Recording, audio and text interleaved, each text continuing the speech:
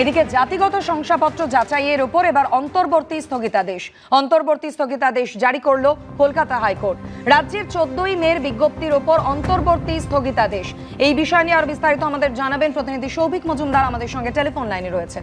সৌভিক, দেখো, মাননীয় ভারপ্রাপ্ত প্রধান বিচারপতি তপব্রত চক্রবর্তী ডিভিশন বেঞ্চের তরফ থেকে আজকে এই অন্তর্বর্তী স্থগিতাদেশ জারি করা হয়েছে এবং এই অন্তর্বর্তী স্থগিতাদেশ অনুযায়ী গত 14ই মে রাজ্য সরকারের তরফ থেকে যে নির্দেশিকা দেওয়া হয়েছিল এবং যে নির্দেশিকায় বলা হয়েছিল যে 2011 সালে তৃণমূল কংগ্রেস ক্ষমতায় আসার পরে এবং তারা ক্ষমতা থেকে চলে যাওয়ার দিন পর্যন্ত তাদের তরফ থেকে যে জাতিগত শংসাপত্র দেওয়া হয়েছে তার প্রত্যেকটি পরীক্ষা করে দেখা হবে এবং এই সরকারের তরফ থেকে আশঙ্কা করা হয়েছিল যে তৃণমূল সরকারের আমলে দুয়ারে শিবির প্রকল্পের মাধ্যমে যে জাতিগত শংসাপত্র দেওয়া হয়েছিল সেইগুলোর একটা বড় অংশই কিন্তু ভুয়ো ছিল বলে তারা মনে করছেন এবং সেই কারণেই এই পরীক্ষা নিরীক্ষার কথা তারা বলেছিলেন, এই ইন্সপেকশনের কথা তারা বলেছিলেন।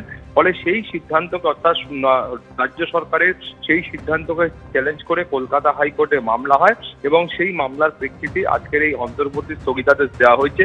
তোমার মনে থাকবে যে মাননীয় মুখ্যমন্ত্রী শুভেন্দু অধিকারী তিনি কিন্তু স্পষ্টত বলেছিলেন যে এই দুয়ারে শিবির প্রকল্পের মাধ্যমে যে জাতিগত শংসাপত্র দেওয়া হয়েছে এবং তৃণমূল সরকারের আমলে যা শংসাপত্রগুলি দেওয়া হয়েছে তার প্রত্যেকটি পরীক্ষা করে দেখা হবে। তার কারণ তারা মনে করছেন যে এই শংসাপত্রের বড় অংশ ভুয়ো এবং অবৈধ লেনদেনের মাধ্যমে বেআইনিভাবে এবং দুর্নীতির আশ্রয় নিয়ে তৃণমূল সরকারের তরফ থেকে এই জাতিগত শংসাপত্র দেওয়া হয়েছে। এই কারণেই কিন্তু গোটা বিষয়টা ইনভেস্টিগেট করে দেখা হবে, তার একটা প্রপার ইনকোয়ারি হবে।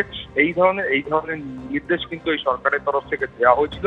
ফলে তার প্রেক্ষিতেই যে কলকাতা হাইকোর্টে যে মামলা হয় সেই মামলাতেই আজকে বলা হয়েছে যে জাতিগত শংসাপত্র পরীক্ষা করার যে সিদ্ধান্ত সরকারের তরফ থেকে নেওয়া হয়েছে তার উপর অন্তর্বর্তী স্থগিতাদেশ দিয়েছেন কলকাতা হাইকোর্টের মাননীয় ভারপ্রাপ্ত প্রধান বিচারপতি। মাধুরী, সৌভিক, তুমি আমাদের সঙ্গে থাকো। জাতিগত শংসাপত্র যাচাইয়ের উপর এবার অন্তর্বর্তী স্থগিতাদেশ জারি কলকাতা হাইকোর্টে। রাজ্যের 14ই মের বিজ্ঞপ্তির উপর অন্তর্বর্তী স্থগিতাদেশ হাইকোর্টের প্রধান বিচারপতি ডিভিশন বেঞ্চের।